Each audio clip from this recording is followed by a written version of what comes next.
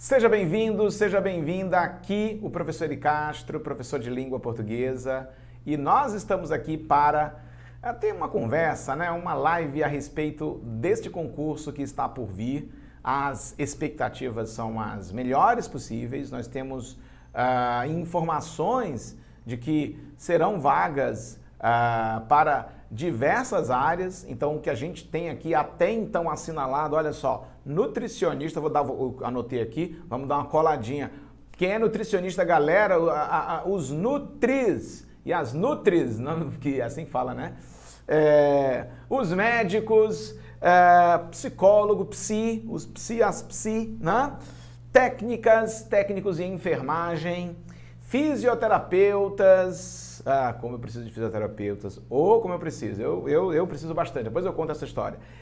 E enfermeiros e enfermeiras é uma expectativa interessante, gente. Então, nós sim já podemos iniciar aqui a nossa preparação. Aliás, se você já está aqui nesta live, é porque certamente a sua preparação já começou e eu fico muito feliz por fazer parte deste projeto. Conte comigo, conte com o Concurso MS. Nós estamos aqui para dar todo o suporte a você. Beleza? Tudo tranquilo? Espero que sim. Então vamos lá, né? Vamos aqui. Vamos começar nossa live? Bora, que hoje é dia de live. Professor, é final de semana. Final de semana, mas é dia de live também. Quem diz que fim de semana, quem diz que sábado não é dia de live? Sim, com certeza.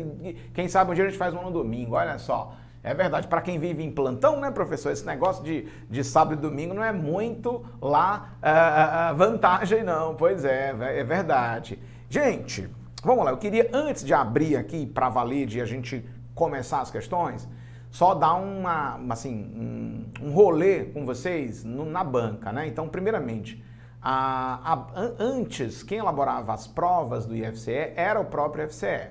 Mas as informações que nós temos é que não vai ser mais a própria banca, né, o próprio instituto que vai elaborar a prova, né? Ou seja, haveria uma outra banca.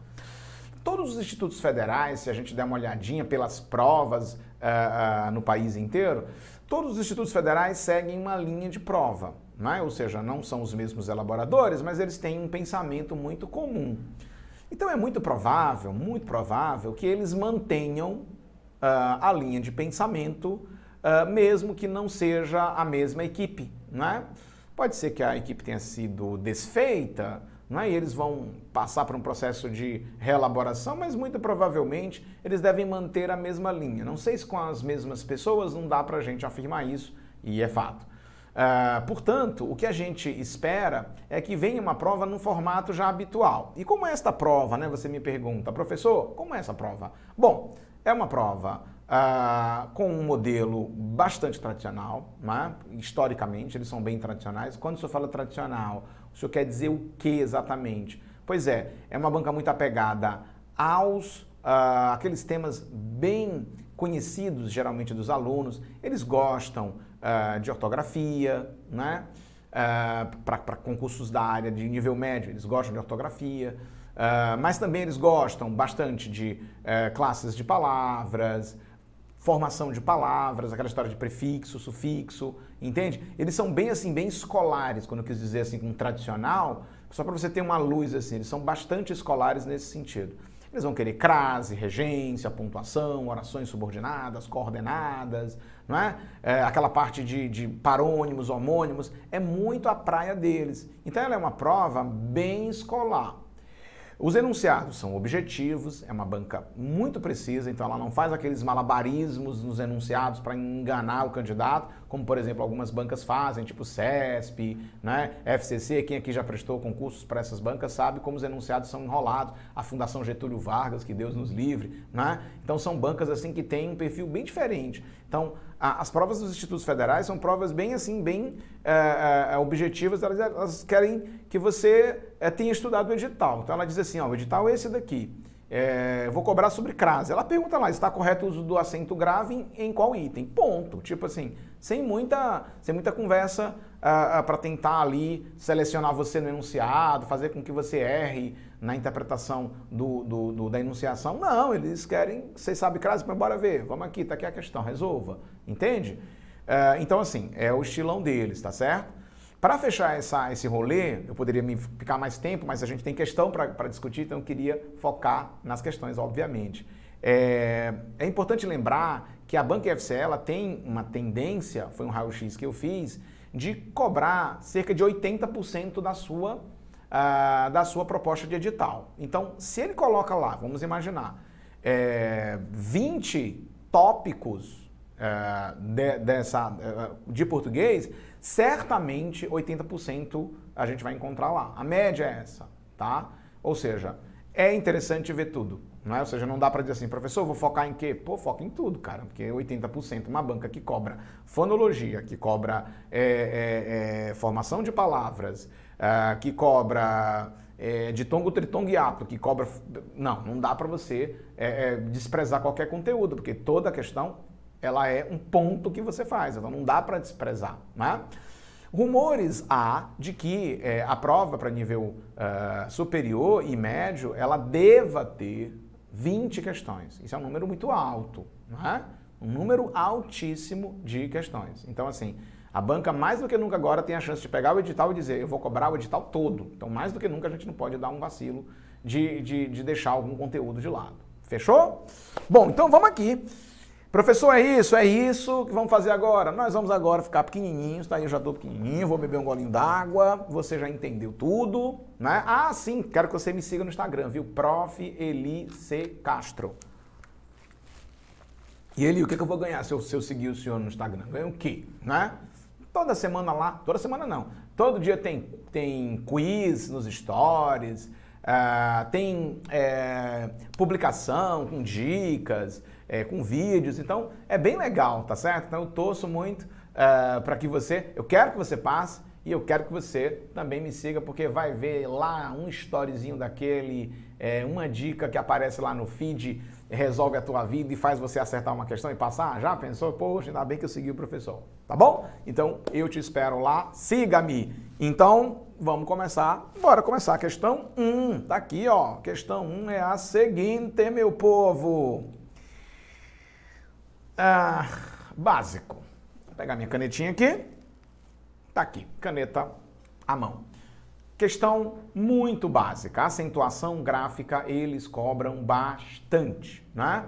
Então, assim, primeira notícia. Professor, devo revisar esse assunto? Deve revisar, deve resolver exercício e não ter dúvida, tá bom? Como aqui não é exatamente uma aula, estou dando uma olhadinha no tempo, para não estourar o nosso tempo aqui, a gente propôs um tempo, então vamos lá.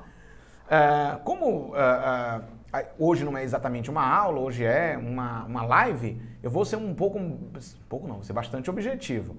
Mas a coisa está por aqui, tá certo? Eu fiz um recorte de questões, eu não abarquei nessa live, eu não vou abarcar nessa live 80% do edital.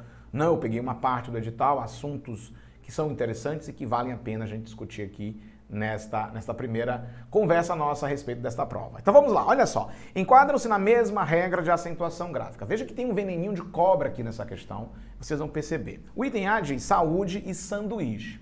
Ora, o que justifica a presença desses dois acentos gráficos? O que eu posso dizer é o seguinte, este de cara já vou cravar como, ainda que tem aqui, temos um problema, agora vai. Já vou cravar com vocês que este é o item verdadeiro. Ô professor, não teve nem surpresa? Não, a ideia não é a gente fazer surpresa, tá? A ideia é a gente entender o que cada ponto quer. O item A traz a justificativa do acento gráfico por conta do hiato. E aí você vai ter que lembrar comigo que hiato é qualquer tipo de separação, entende? O hiato é um chamado encontro vocálico, né? É um encontro assim meio que meia boca, porque como é que é um encontro se há uma separação? Mas deixa pra lá, nas aulas teóricas futuras a gente explica isso. Tem uma conversinha aí, tem uma coisa que justifica isso. Mas o hiato, ele é quando eu separo uma vogal numa sílaba e a outra vogal na outra sílaba. Só que não é todo hiato que é acentuado. Hiatos acentuados serão apenas estes, ó. O hiato, ainda que a caneta aqui fez uma coisa errada. Apenas os hiatos, vamos colocar aqui I, ó. Ainda que de novo, acontece, gente, acontece coisas ao vivo, ó. Olha só, o I, aqui o I, né, ó, o I aqui, vou colocar entre aspas, barra U. Então, essas vogais I e U, elas só serão acentuadas se elas apresentarem três condições. A saber, primeira condição, elas têm que ser tônicas. Este U é tônico, com certeza, e este I também é tônico. 2. Na separação silábica, este I e este U tem que ficar olhando na outra sílaba, a anterior, olhando nos olhos de uma outra vogal. Separa as sílabas comigo, que se você separar, olha só como é que vai ficar, gente. Eu vou colocar aqui, ó, Sa, não é, ó, U, D. Eu vou deixar o U livre, leve e solto. O U está olhando a vogal A. Portanto, nós temos aqui um caso de hiato. O mesmo vai acontecer com sanduíche. Veja, ó, san, né, ó, san, o do, I, ó, o I aqui, agora eu vou colocar o I, ó, e a última sílaba, che, né? Então, o I está olhando a vogal U, como vocês estão vendo. Resultado, temos sim um caso típico de hiato. E aí a terceira condição é a seguinte, esse I tem que formar sílaba só ou acompanhado de S. Esse I e esse U. Porque se eles formarem sílabas acompanhado de outra consoante que não S, aí já era. No caso aqui, deu tudo certo, porque eles ficam sozinhos, ó. Sa, U, D e sanduí e a última sílaba, che. Beleza? Agora, só pra gente complementar. Se por um acaso eu tivesse assim, por exemplo, caído, vou dar esse exemplo apenas, tá? E o caindo, ó. Por que o caído traz acento e o caindo não tem? Ora, mas separa as sílabas comigo, ó. Caído. Fechou, né? Agora olha o caindo aqui, ó. Caindo. O I é tônico dos dois? Sim. O I nas duas palavras está olhando uma vogal? Com certeza, a vogal A. Forma a sílaba só acompanhado de S? Só o primeiro forma a sílaba só. O segundo forma a sílaba acompanhada de N. Conclusão, não vai ter acento. Entende? Então é por aqui que a banda toca. Fechado? Entendemos a regra do hiato, agora vamos dar uma passada nos demais itens de maneira bem rápida, porque a gente tem muita questão para dar conta ainda do nosso tempo aqui, que tempo para voar, meu Deus do céu, vamos lá ver. Óleo, ó, explico depois. Óleo é uma paroxítona terminada em ditongo crescente, são duas sílabas só, óleo, tá? Isso aqui é uma paroxítona, lembra que a história das acentuações tem a ver com as tonicidades, né? Oxítona, paroxítona, proparoxítona, e aí, claro, o hiato é um caso à parte, que foi o caso do item A.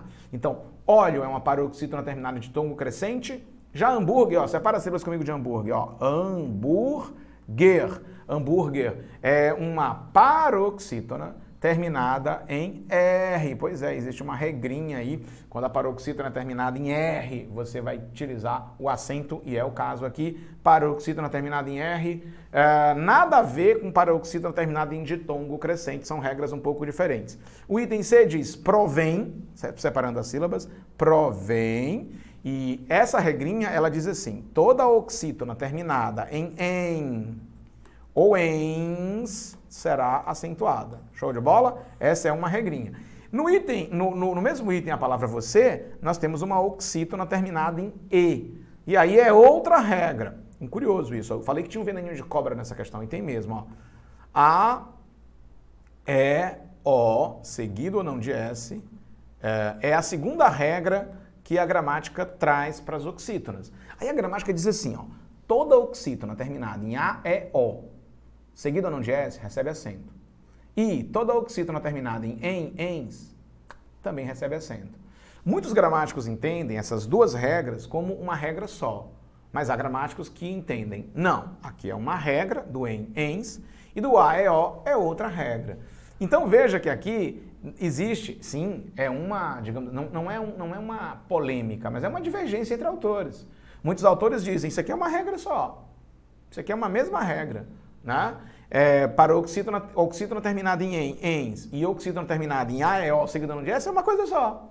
E a gramática diz, não, uma coisa é uma coisa e outra coisa é outra coisa. O IFCE disse, uma coisa é uma coisa, outra coisa é outra coisa, tá? Mas mesmo assim, observa bem, entre a segurança de olhar no item A dois hiatos clássicos e no item B olhar duas regras, né, que podem ser entendidas como uma só, é muito mais interessante ficar com a regra que todo mundo vai entender de uma única maneira. Todos os gramáticos, de maneira unânime, irão entender da mesma forma. Olha, saúde e sanduíche são hiatos, né? E que respondem às as premissas colocadas, né? Portanto, foi para conta o item D, diz volúpia. Volúpia é uma paroxítona terminada em ditongo crescente, depois eu falo mais sobre isso. Científico é uma proparoxítona, todas as proparoxítonas são acentuadas, que regra tem cheiro de quinta série, cheiro de lancheira, daquele suco adocicado que você levava para casa, a mamãe e o papai preparava aqueles biscoitos absolutamente também adocicados e perfumados. Lembram-se? Aquela sua toalhinha com o seu nome bordado, né? Lembra? Ou escrito a caneta, não importa. Então, isso aqui, todas as proparoxítonas são acentuadas, tem cheiro de infância. Bom, não tem como errar. Mas lá no curso eu vou falar sobre as proparoxítonas reais e as proparoxítonas eventuais. E tem esse troço, tem, mas aí deixa para outro momento. Deixa quieto. Vamos ao item E. Impossível história. Bom, separando as sílabas, impossível é uma paroxítona terminada em L, né? Dentro de uma regra.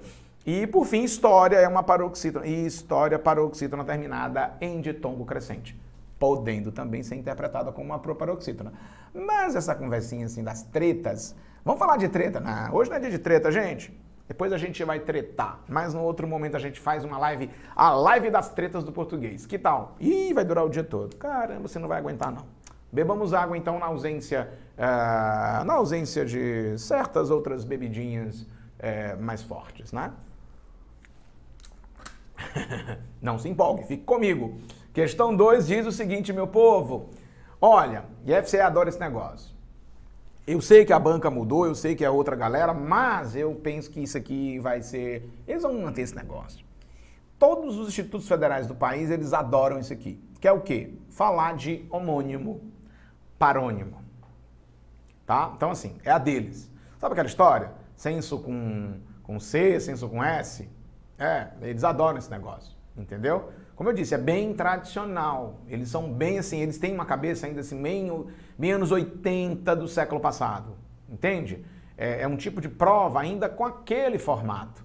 Então a gente tem que respeitar, porque é como os elaboradores pensam, é como eles concebem a língua, beleza? Então vamos lá, ele diz, é um exemplo de homonímia. Lembre-se de que a homonímia, ela se opõe à paronímia. Então nós temos os homônimos e os parônimos, não é? O que são os homônimos? Muito fácil. Homo, igual. Então, uma palavra que tem, né, algum tipo de coisa igual, como assim coisa igual? Ou a grafia ou a fonética. Se uma das duas é igual, eu já posso dizer o seguinte, são palavras homônimas, certo? Só que algumas outras palavras, essas mesmas palavras homônimas, melhor dizendo, elas podem ser chamadas de homônimas homófonas ou elas podem ser homônimas homógrafas. Entendi nada. Eu vou começar por uma homônima, a homógrafa, ou seja, mesma grafia, tá? Homógrafa. Então, por exemplo, quando eu digo a palavra vela e coloco barra vela. Vem cá.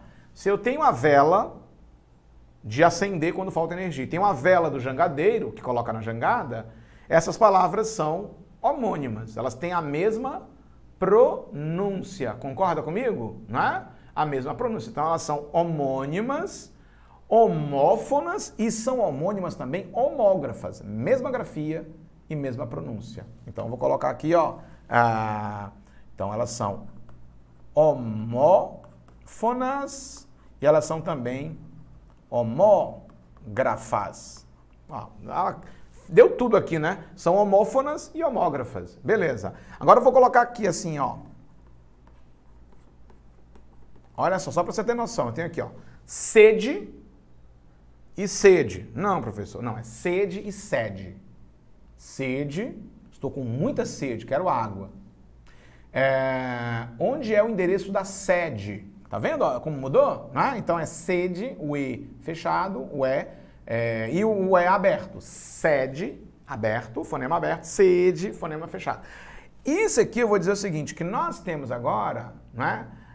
São homônimas homófonas e homógrafas? Não, elas são apenas homógrafas. Então, vou colocar aqui, ó. Homógrafas. São apenas homógrafas. A grafia é a mesma, mas o som não é exatamente o mesmo. Deu para perceber? E aí eu tenho o acento e o acento. Aqui já vou marcar o item A. Né? O acento e o acento é um exemplo que elas são homógrafas? Não, a grafia é diferente, né, gente? A grafia, uma é com SS e outra é com C.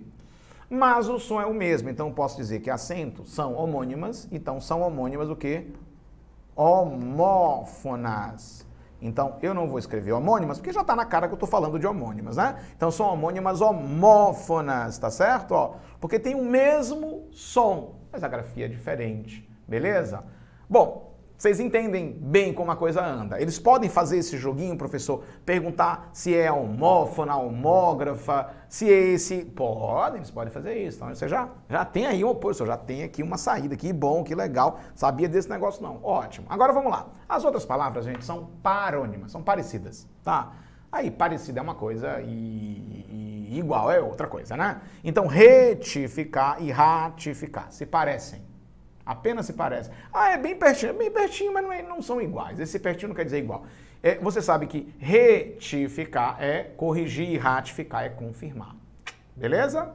Duas coisas. Descrição e discrição. A descrição é o gesto de você ser comedido, cuidadoso. E a descrição é o ato de descrever algo ou alguém. Né? São sentidos diferentes e são grafias e pronúncias também diferentes, são apenas palavras parecidas, daí parônimas, né?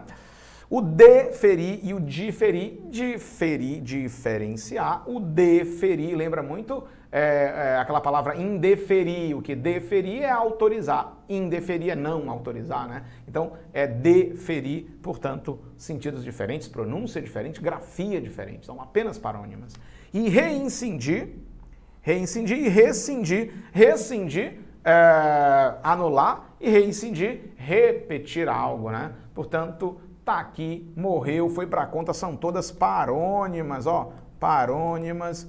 Veja então as diferenças. Bom, no outro momento a gente fala sobre hipônimos e hiperônimos e também sobre holônimos. Ah, não vou falar disso não, caramba, não, professor, esquece isso. Pois é, ainda temos os merônimos e os holônimos. Então, assim, é uma historinha louca, tá? Mas a gente deixa isso para o curso teórico. No curso teórico a gente aborda tudo, tá certo? Então, só para repetir, além dos homônimos e parônimos, temos também os hipônimos e os hiperônimos e os merônimos e holônimos. Então, essa é uma galerinha, né? Tá bom? O professor, mas isso é tão, assim, chato, não sei o quê.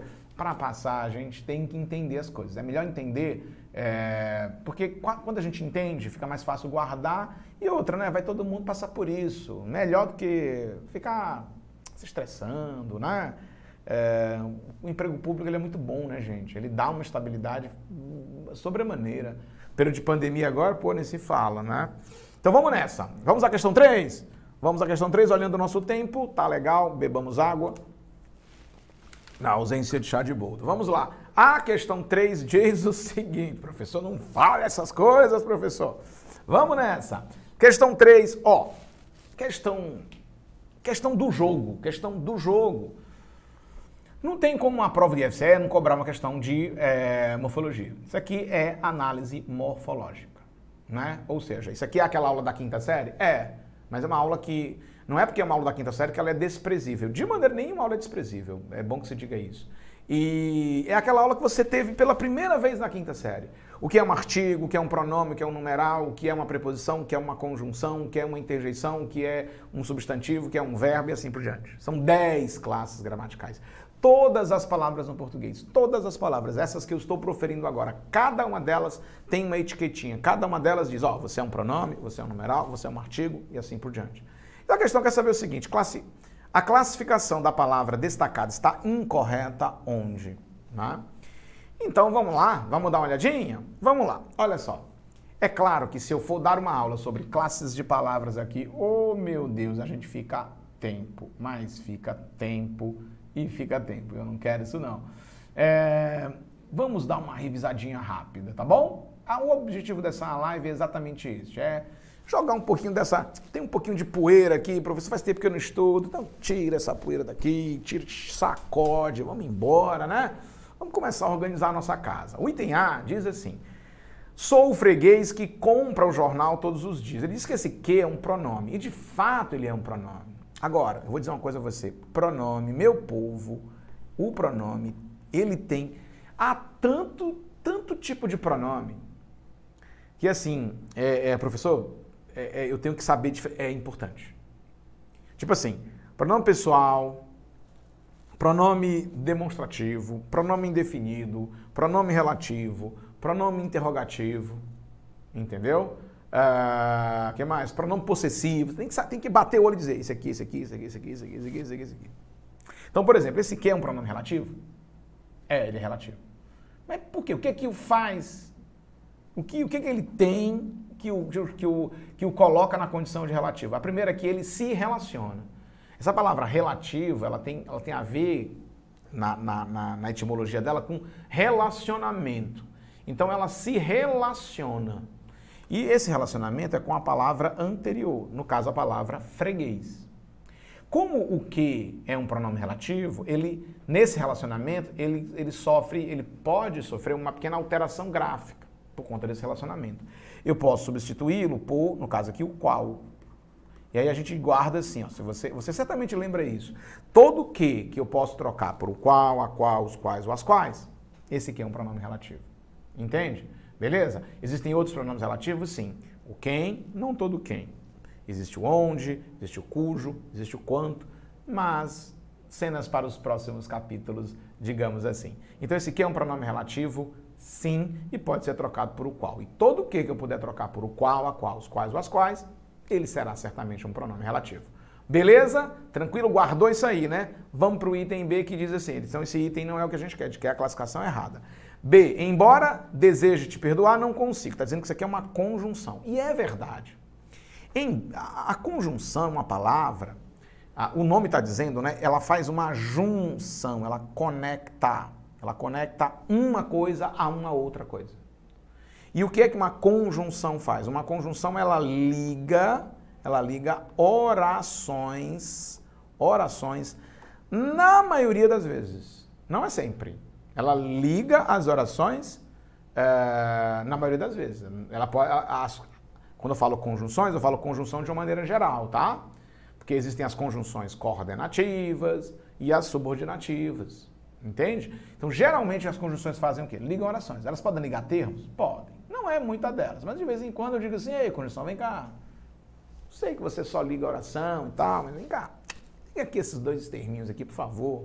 Te dou uma grana boa. Ah, tá bom, só hoje, pá. Beleza, pega a graninha, guarda a grana. Entendeu? Então a conjunção ela faz isso.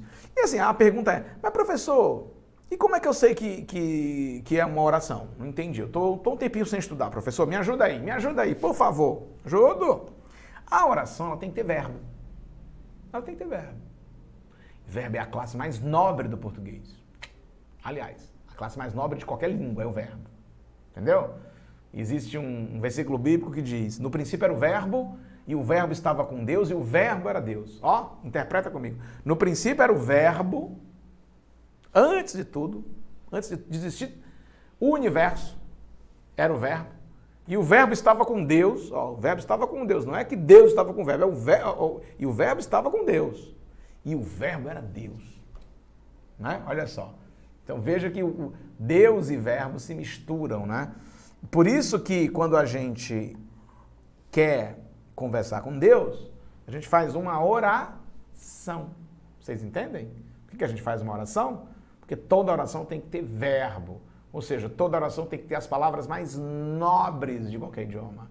E o verbo é a palavra mais chique que você possa imaginar. Entende? Então eu vou me vestir com as melhores palavras para me dirigir a Deus. Que legal isso, bonito, né? Muito bonito isso. Pois bem, as conjunções, elas geralmente ligam, como eu dizia, orações. Eu sei que aqui tenho duas orações porque eu tenho dois verbos, ó, deseje e consigo, não é? Então o embora está ligando e a gente diz que embora é uma conjunção. Ah, eu vou dizer o nome técnico, mas eu não vou me aprofundar não, tá? Cadê o nosso tempo? Eita, pau. Olha só, embora é uma conjunção subordinativa, adverbial, concessiva. Valha-me Deus, calma. É só para você anotar aí. De novo, uma conjunção subordinativa, adverbial, concessiva. A explicação para essas 4 coisas a gente dá no outro momento. Vamos ao item C. O talento forma-se na solidão. Sim, solidão é um substantivo, sem dúvida alguma. O substantivo é aquela classe gramatical que nomeia os seres e as coisas em geral. Coisas em geral é tudo aquilo que os seres inventam. Quer real, quer imaginário. Os seres inventam uma coisa chamada solidão. Sim ou não? Sim. Por isso que isso aqui é um substantivo. Os seres inventam uma coisa chamada ansiedade. Os seres humanos, né? Os seres humanos inventaram uma coisa chamada ansiedade. Ansiedade é substantivo. Os seres humanos inventaram uma coisa chamada depressão. Então, depressão é um substantivo. Entende? Os seres humanos inventaram uma coisa chamada máscara. Máscara é um substantivo. Então, seja essa coisa real ou não real, não é? Palpável ou não palpável, se foi inventado pelo ser humano, é um substantivo, e no caso aqui, solidão é um. O item D diz, o amar é essencial à vida, e diz que amar é verbo. E aí, este é o item, muito facilmente você detecta. A palavra amar, existe uma coisa que eu sempre digo, que é assim, entre as 10 classes gramaticais, uma classe gramatical, ela tem a função de ser uma fada. Aquela fada que tem uma varinha que diz assim, eu vou transformar você nisso daqui. Pá! E transforma você nisso aqui, né? O artigo, ele diz o seguinte, ele tem uma varinha de condão muito poderosa que ele diz, olha, eu vou transformar você em substantivo. E ele tem o poder de transformar quem ele quiser num substantivo. Até o verbo, o poderoso verbo, deixa de ser verbo e vira substantivo quando aparece um artigo antes dele. Resultado, nós temos aqui o item verdadeiro, porque é falsa essa afirmativa, não é verbo, é um substantivo. Beleza? Muito bem. E o item E diz, é um homem de coragem, esse dia é uma preposição. Sim, é importante lembrar que a preposição, ela faz um serviço parecido com a da conjunção. Só que a preposição, ela liga geralmente termos e raramente orações, tá bom? As preposições, elas são mais fixas do que as conjunções, tá? E, claro, tem mais funções do que uma conjunção, tá bom? Então, é uma preposição, sim, lembra aquele grupo, um grupo que é muito conhecido, né? A, de, em, para, compor. É o grupo das preposições essenciais. Não são todas as essenciais que aí estão, mas nós temos já um grupinho. A, de, em, para, compor, 6 preposições, guarda aí. Foi para a conta a questão 3, bora para a 4ª questão. Ih, esse tema eles gostam, viu? Eu vou ser objetivo. Se eu ficar aqui, fica tempo. Eu adoro esse negócio. Vamos ver. Seguinte, as palavras no português, elas precisam se reproduzir, né? Eu gosto de explicar assim. Não tem aquela aula na escola de reprodução humana que você vai aprender, né? O óvulo, o espermatozoide, papapá, fecundação, aquela história toda? Pois é. Isso aí, comparado com o português, em vez de ser uma aula de reprodução humana, é uma aula de reprodução de palavras. É a aula de formação de palavras, que é o tema dessa questão. E é claro que eu não vou dar uma aula de formação de palavras ou de reprodução de palavras, né? No meu sentido metafórico. Mas eu posso dizer o seguinte, é aqui que a gente entende como as palavras são criadas no português. E as palavras não são criadas aleatoriamente, há uma lógica nessa criação, não é? Uma lógica de elementos. E aí, ele colocou o seguinte, as palavras incapaz, papelaria, entristecer são, respectivamente, exemplares dos seguintes processos de formação de palavra. E aí está na cara que o primeiro vocábulo traz um prefixo. Você pode estar um tempinho sem estudar, mas você sabe que o in, ele está dizendo não. Quem é incapaz é que não tem capacidade. Não é? Não é? É que nem dizer o incompetente, que não tem competência. Não é? Então, o incapaz é do mesmo jeito. Então, isso aqui é um prefixo, temos derivação prefixal, fato. Não é? A palavra papelaria está na cara que a base dessa palavra é papel. E que aria é o sufixo. Que nem papelaria, podemos pensar chapelaria, não é? Barbearia, olha aí, etc. Ou seja, a gente tem aí um grupo de palavras que tem essa mesma terminação, que são um sufixo. Trata-se de um componente colaborador para que haja a reprodução de palavras. Bom, o último é o mais difícil de todos. Existe um processo chamado derivação prefixal e sufixal ao mesmo tempo. Vou dar um exemplo super simples. Super simples. É esse aqui, ó.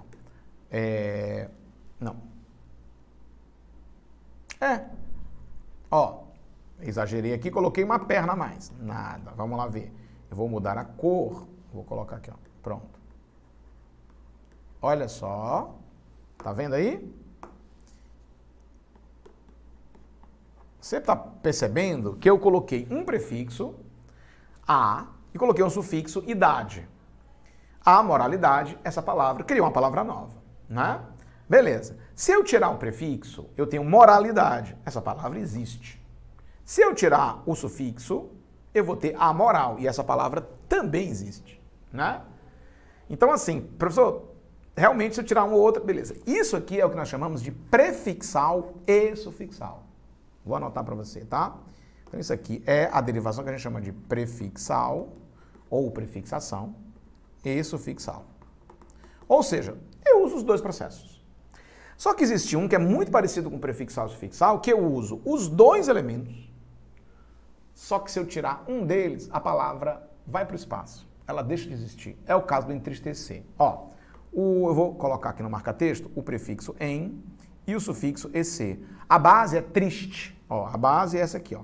A base é aquela parte que guarda a significação, né? Que nem aqui, ó, papel, que nem aqui capaz, são as bases da palavra, né? Então, triste. Em e ec são sufixos. Só que se eu tirar o em, não existe uma palavra chamada tristecer. Né? Não vou fazer isso porque eu posso tristecer o fulano. Não. Também não existe entrista. É que nem para fechar, desalmado. Vou pegar a base aqui. Né? Alma. Aqui, ó. Aliás, alma.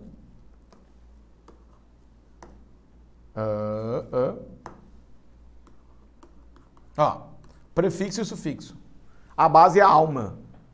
E aí o que acontece? Quando eu digo desalmado, quando eu tiro o prefixo des, eu não tenho uma pessoa almada. Ah, o João é um menino tão almado, mas o José é desalmado. Não existe. Ou a pessoa é desalmada ou não é desalmada, né? Não existe o almado. Ah, fulano de tal é tão almado. Pensa num almadinho, né? Não existe um almadinho, um almado. Ou você é desalmado ou você não é desalmado. Então isso aqui é um exemplo de derivação que a gente chama de derivação por parassíntese ou parasintética. Portanto, o item verdadeiro, gente, é o item C de casa. Temos um prefixo, temos um sufixo e temos uma derivação chamada de parasintética. Show de bola? O IFCE adora esse negócio. Então, assim, claro que vamos abordar ainda mais situações. Isso aqui é só uma. Enfim, vamos nessa. Próxima questão, tá quase acabando a nossa live, tá quase no fim. Meu Deus, o tempo passa muito rápido, meu povo. Vamos junto. Essa aqui eu escolhi a dedo. Mas eu vou dizer uma coisa. Eu adaptei essa questão, tá? Ela está adaptada. Veja, por quê? Porque a questão original, ela trouxe uns casos polêmicos pra caramba. Essa questão, ela deveria ter sido anulada. Deveria, não foi, não sei por quê. Mas deveria ter sido anulada, tá? A original. Bom, eu vou jogar aqui o jogo, eu fiz uma adaptação para que a questão ficasse mais viável, tá? Eu não queria trazer uma polêmica dos diabos aqui, já que o tema já é um tema um pouco assim carregado, né? Reimoso, digamos. Olha só, o verbo abolir, em abolir a carne de porco, é defectivo. Bom, primeiro que nome feio. O verbo defectivo, primeiro para tudo aí, para tudo. O que diabo é isso? O verbo defectivo é um verbo defeituoso. Daí esse nome defectivo. Vem de defecção, que é defeito. Um verbo defeituoso, ele não tem todas as conjugações. E quando eu vou conjugar o verbo, ele desaparece. Entendeu? Ele não tem... Aí assim, a pergunta é, por que ele não tem? Por duas razões. Uma, que eu acho interessante, mas mesmo assim ela não é suficiente, na minha opinião. Veja, isso aqui é uma opinião minha, tá? Então, a minha opinião não vale de nada. Eu só quero expor a minha opinião para você entender como o conceito é confuso. Porque se eu te disser o conceito, você vai dizer, não entendi. Então, se eu te mostrar a minha opinião, você vai dizer, realmente agora eu entendi. Ó, eles dizem o seguinte, verbo defeituoso, defectivo é aquele cuja marca maior é não ter todas as conjugações. E ele não tem todas as conjugações por duas razões. A primeira, ele é ambíguo. E a segunda, isso aqui eu discordo. Mas até deixo passar. Essa segunda aqui eu não deixo passar não, eu não concordo. Ele diz que é feia a conjugação. Eu não sei o que é que... Assim, o que é feio para você não pode ser feio para mim e vice-versa. Você pode olhar uma coisa e dizer que coisa linda, eu digo que coisa horrível. Não é? Ou eu posso olhar uma coisa e dizer isso aqui é lindo, e você dizer, isso é horrível. Bom, complicado demais esse critério. Mas eu vou dar um exemplo da ambiguidade. O verbo falir é um verbo defectivo. Por que ele é defectivo? Porque quando eu digo, olha, se o país continuar assim, eu falo. Eu falo do verbo falar ou eu falo do verbo falir? Aqui é a ambiguidade. E eu até fico mais ou menos balançado a acreditar nisso. Porque para mim o contexto resolveria essa coisa. Tá bom? Agora, por exemplo, colorir. Então, assim, professor, o senhor está querendo dizer que isso aqui existe. Não, isso aqui não existe. Por que não existe? Porque é ambíguo. Então, o defeito está aqui. Entendeu? Os defeitos geralmente são no presente indicativo, presente subjuntivo e imperativo. Só não dá tempo de explicar tudo isso aqui, porque isso aqui é uma viagem do tamanho do mundo. Só quero que você diga assim, olha, se a pandemia continuar, eu falo. Aí não, você diz assim, eu vou à falência. Você troca, entende? É que nem um colorir. Olha, deixa que eu coloro o desenho para você. Coloro? É feio. Então não existe eu coloro. Eles dizem que é feio. É isso que eu acho esse critério muito frágil. Feio hoje, amanhã pode ser bonito, e feio é tão pessoal. Enfim. Abolir, eu abolo. Eles dizem que é feio, então também é defectivo. Ó, defectivo, defeituoso também. Extorquir, eu extorco, defeituoso. Falir, defeituoso. Haver, não é defeituoso. Não é. Eles não consideram nem feio e também não é ambíguo. Eu ei, tu és, ele... Ó, eu ei, tu has, ele há. Eu conjuguei o verbo ser, perdão. Que o verbo ser é um verbo anômalo. Me acabei trocando aqui. Então, o verbo haver, ele, embora ele seja, não é? Ó, eu ei, tu has, ele há. Tá certo? Conjugando as três primeiras pessoas do presente do indicativo. É estranhinho, mas a gramática diz, olha, é estranhinho, mas não é. Ele não é defeituoso, não. Ele tem todas as conjugações. Mas os outros têm falhas. Tá bom? Professor, devo olhar isso aqui? Deve. O que você deve olhar a respeito desse tema? Você deve olhar verbo regular, irregular, verbo defectivo, anômalo e verbo abundante. São 5 categorias. De novo, regulares, verbos regulares. Coloca aí, anotar para estudar. Verbos regulares, verbos irregulares, verbos anômalos, verbos defectivos e verbos abundantes. Você tem que saber a diferença desses 5 tipos. Show? Beleza, vamos à próxima. Tá acabando, meu povo, tá acabando. Olha aí, olha aí. Eu não coloquei o texto porque eu queria ganhar tempo. Honestamente, eu queria ganhar tempo. Nosso tempo aqui já tá... Ih, rapaz. Vamos lá. O verbo mergulhar está empregado no pretérito mais que perfeito do indicativo. E assinala, olha, eu não coloquei o texto, e nem precisa. Isso aqui é uma questão típica. Não há concurseiro que se embanane com isso. O pretérito mais que perfeito é aquele verbo super chique, que usa a desinência ra. Por exemplo, eu trabalhara, tu trabalharas, ele trabalhara, nós trabalháramos, né? E quando é que eu uso esse diabo desse verbo, professor? Pois é, a gente só usa esse verbo numa situação. Eu vou colocar um exemplo e a gente vai analisar, tá bom? Não é o exemplo da prova. O exemplo da prova está muito enrolado, ia demorar muito e a gente teria que fazer, enfim. Então eu vou colocar um exemplo mais simples, tá?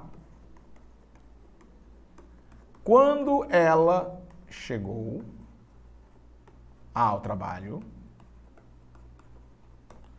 viu que seu celular... Não, Melhor. Viu que esquecera, olha o danado aqui, o celular em casa. Já aconteceu isso com você?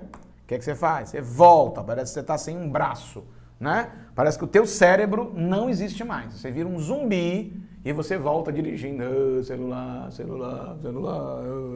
Aí quando pega e pronto, aí você volta a ser gente. Que coisa boa.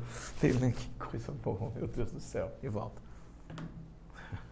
Estamos lascados, meu povo. Absolutamente lascados. Vamos lá, mas isso é uma discussão para um outro momento. Os psicólogos, psicólogas agora, eles gostaram, né? Vocês sabem do porquê que nós estamos lascados, né? Eu sei disso. Vamos lá ver. Seguinte. Tudo isso aqui já rolou. Tudo isso aqui está no passado. Ó. Quando ela chegou, passado. Isso aqui é pretérito, chamamos isso aqui de pretérito perfeito. Chegou. Ao trabalho, viu pretérito perfeito. Também a viu. Que esquecera, aí vem, o celular em casa. É o seguinte, tudo isso aqui já aconteceu no passado. Estou contando essa história. Não está sabendo não? Pois é, quando ela chegou ao trabalho, ela viu que esqueceram o celular em casa. Show. Agora me diz uma coisa. Na ordem que aqui está, nessa ordem, tá? Qual foi a ação que aconteceu primeiro? Se eu coloco na cronologia real dos fatos, a primeira coisa que acontece é que ela esquece o celular. Quer dizer, essa pessoa esqueceu o celular às 6h30 em casa. Ela chegou ao trabalho, que é a segunda ação, ela chegou ao trabalho às 7h02. Veio dirigindo e nem olhou o relógio, ou o celular. Nem se deu conta. Colocou a bolsa ali, o celular está aqui dentro, foi embora. Pá. Quando ela foi procurar, 2 minutos depois, a terceira ação foi essa. Às 7h04, a nossa personagem, ficou em casa. Qual foi a primeira ação? Ela esqueceu o celular. Então, o verbo mergulhar, que está lá na linha 27, que a gente não vai ler, está empregado no pretérito mais que perfeito indicativo. Por quê? Todo pretérito mais que perfeito assinala isso daqui. Um fato, uma ação anterior a outro fato passado. Isso aqui é o pretérito mais que perfeito. Uma ação anterior, sim, a outro fato passado. Mas a outro ou a outros? Tanto faz, pode ser outro ou outros, pelo menos um será passado. Todo pretérito mais que perfeito traz o passado do passado. O anterior ao anterior é sempre o passado mais velho, o passado mais antigo. Entende? Show de bola. Bora para a 7ª questão para fechar?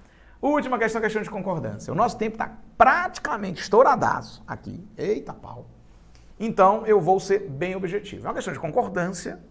Concordância é uma questão que pede que você analise a relação entre sujeito e verbo.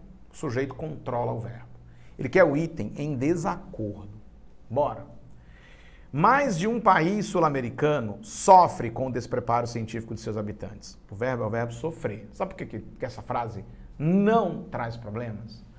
Porque quando eu digo mais de, menos de, perto de, próximo de, cerca de, perto de, etc., eu sempre vou concordar com o numeral que aparecer aqui, ó. Sofre. Entendeu? Professor, mas quando eu digo mais de um, tá subentendido pelo menos 2, não? Tá subentendido pelo menos 2. Então era para ser sofrem. Não, de modo algum. Mas professor, tá claro que é mais de um, pelo menos 2, professor. Dão 2 só. Você concorda sempre com o numeral. Mais de 2 países sofrem. Mais de 5 sofrem, e assim por diante.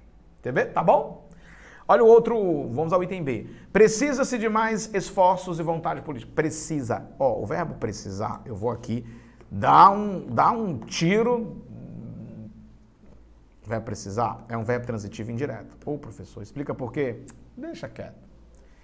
Toda vez, não dá tempo. Toda vida que você tiver um verbo transitivo indireto mais a partícula se, o sujeito é sempre indeterminado dessa oração. E o verbo sempre fica na terceira pessoa do singular. Se eu digo precisa-se, precisam-se de pessoas, está errado. Acreditam-se em milagres, também está errado. Quem acredita, acredita em algo, em alguém. Um verbo transitivo indireto. Verbo transitivo indireto mais se, o verbo sempre fica no singular. Por isso que o item B está correto. Vamos ao item B. D de dado. Deve haver maneiras de melhorar o ensino? Sim, já matei aqui a charada. Toda vez que você tiver dois verbos, você concorda que aqui você tem dois verbos, né? E que o segundo verbo for o verbo haver, o primeiro sempre fica, não importa quem seja ele, sempre fica no singular. Deve haver maneiras. Show. Se ele tivesse colocado devem haver maneiras, estaria errado. Eu só posso colocar esse verbo deve no plural se eu trocar o haver pelo existir. Veja. Devem existir. Ah, aí sim. Se o segundo verbo for o existir, eu posso trocá-lo, trocar o existir, ou trocá-lo. Eu posso colocar esse verbo no plural, desde que apareça aqui esteja no plural. Como são maneiras, maneiras devem. Agora, se for o haver o segundo verbo, esse aqui, nem to you, singular para sempre. Beleza? Item C, correto. O item D diz, os Estados Unidos alfabetiza. Não. Quando você coloca o artigo antes de Estados Unidos, você é obrigado a colocar o verbo no plural. Se você tira o artigo, você mantém o verbo no singular. Ou seja, os Estados Unidos alfabetizam cientificamente sua população. Certo, alfabetizam. Se eu não coloco nada e digo Estados Unidos alfabetiza, aí sim. É que nem Minas Gerais. Minas Gerais produz uma bela cachaça. As Minas Gerais produzem uma bela cachaça. Deu para ver a diferença? Show de bola, o item D está errado. Cuidado, isso vale para os Estados Unidos venceram o jogo. Estados Unidos venceu o jogo. Entendeu? As Minas Gerais produzem, Minas Gerais produz. Os Emirados Árabes têm petróleo. Emirados Árabes têm petróleo sem acento e assim por diante. E o item E diz, podem ocorrer, olha, se o segundo verbo for o verbo ocorrer, aqui o plural é tranquilo, ó, problemas sérios podem ocorrer, não há erro nenhum. Em outro momento nós vamos explorar outras coisas deste edital. Meu povo, foi um prazer, valeu. Sorte nessa caminhada, tá? Foco nessa caminhada, propósito nessa caminhada, tá? Organize-se, é totalmente possível que você passe nesse concurso e seja bastante feliz neste novo projeto seu, tá bom? Então conta com a gente, conta comigo, professor Eli Castro, procure-me no Instagram, Prof. Eli Castro, conta conosco aqui do curso MS, tá? Estamos à disposição de vocês. É isso, beijo, um abraço e até a próxima. Fui!